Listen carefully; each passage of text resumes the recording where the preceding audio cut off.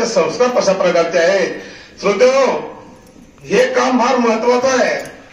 बरेचसे लोक श्रीमंत आहेत, त्याच्या घरी 10-10, 5-5 माणसाचं जेवण सकाळी ढोराला टाका लागते. आता आम्ही दर्यापुरात पाहतो धडे पोळ्या खात नाही. गेला तो का की आमच्या पोराने फक्त जीव घाला आणि तुमच्या ढोराला मागे ठेवा. असे पक्के धोपटे बांधून उन्हात कप घेऊन तुरी असणारे लोक होते खड्यावर. गेला तो काळ. आज सर्व काही बरोबर आहे. ज्याला जेवायला आमंत्रण दिलं त्याला डबल जरी जेवायला गेले तर परंतु जेवायला येत नाही. असा काळ सध्याचा आहे. मग अशा काळात माणसं राहिले किती? गोरगरिबाच्या घरात माणसं जास्त आहेत, श्रीमंताच्या घरात माणसं जास्त राहिलेली नाही.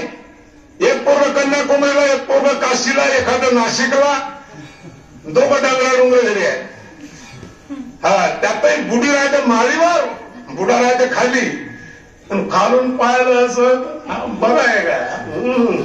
काय हरकत नाही. अशा प्रकारे नुसतं तोंडाकडे पण बोलत नाहीत. या मोबाईलला बोलणं इतकं कमी झालेलं काय आहे. आता तुमच्या घरातली गंमत पहा. तुमच्या घरात इंग्लिश मिडियमचं शिक्षण सुरू आहे. पोरं बोलतात का तुमच्याशी? त्याची आई त्याचं जेवण तयार करते. पिंट्या जेवून घे, पिंट्या जेवून घेतो. जास्तीत जास्त एवढा हुंकार टाकते. फक्त बोलत नाही. आता सुरू असते का पाळणं? अजिबात बोलत नाही. माणसाचं बोलणं कमी झालं. मी दर्यापुरून आलो तुमच्याजवळ, तुमचं रिकाम पण नाही बोलाले. तुम्ही बोलून राहिले नाशिकच्या सोबत.